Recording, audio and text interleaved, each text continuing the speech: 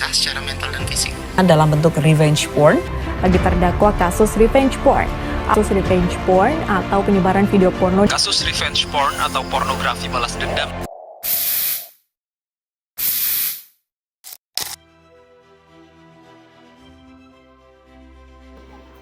Kalian tahu apa itu revenge porn? Biasanya hal ini terjadi pada perempuan, tetapi ternyata laki-laki bisa saja jadi korban revenge porn. Intinya, korban revenge porn bisa siapa saja, baik laki-laki maupun perempuan. Nah, revenge porn adalah aktivitas menyebarkan video ataupun foto berbau pornografi untuk tujuan balas dendam. Hal ini bisa membuat korbannya mengalami kerugian dari beragam sisi, mulai dari psikis hingga sosial.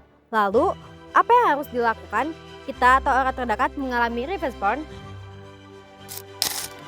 Perlindungan hukum untuk korban. Di dalam UU TPKS, kita dapat melihat bahwa hak korban mendapatkan legitimasi yang kuat. Hal ini dapat kita lihat dari pasal 2 UU TPKS yang menyebutkan bahwa pengaturan tindak pidana kekerasan seksual berdasarkan pada asas penghargaan atas harkat dan martabat manusia, non-diskriminasi, kepentingan terbaik bagi korban, keadilan, kemanfaatan, dan juga kepastian hukum. Selain itu, di dalam pasal 66 UU TPKS yang mengatur mengenai hak korban, disebutkan bahwa korban berhak atas penanganan, perlindungan, serta pemulihan sejak kasus tindak kekerasan seksual terjadi.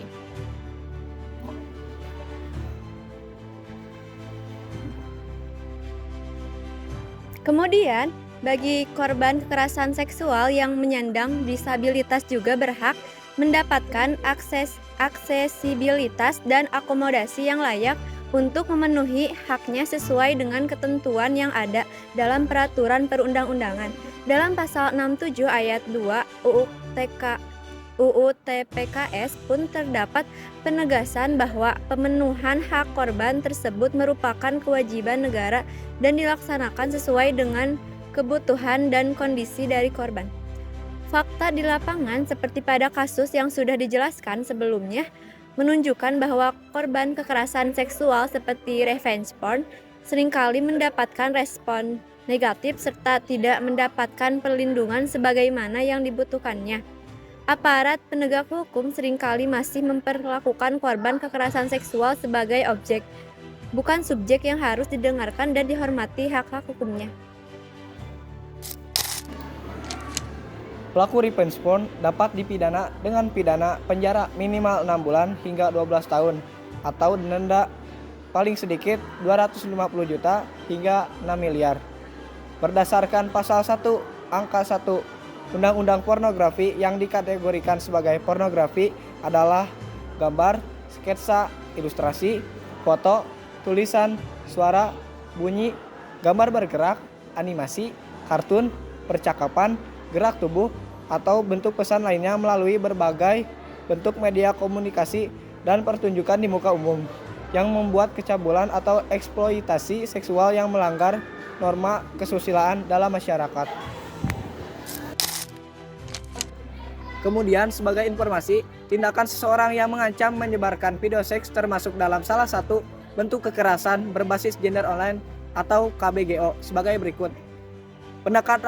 Pendekatan untuk memperdaya, yaitu cyber grooming, pelecehan online atau cyber harassment, peretasan atau hacking, konten ilegal atau illegal content, pelanggaran privasi atau infringement of privacy, ancaman distribusi foto atau video pribadi, malicious distribution, pencemaran nama baik atau online defamation, dan rekrutmen online atau online recruitment. Orang yang ada di dalam konten revenge porn seringkali mendapatkan victim blaming dan stigma negatif dari masyarakat. Padahal pihak yang patut disalahkan dan harus bertanggung jawab atas revenge porn adalah orang yang menyebarkan konten tersebut. Jadi, apa yang harus kita lakukan jika orang terdekat mengalami revenge porn? Nah, apabila mendapati orang terdekat menjadi korban revenge porn, jangan menyalahkan dan menghakiminya.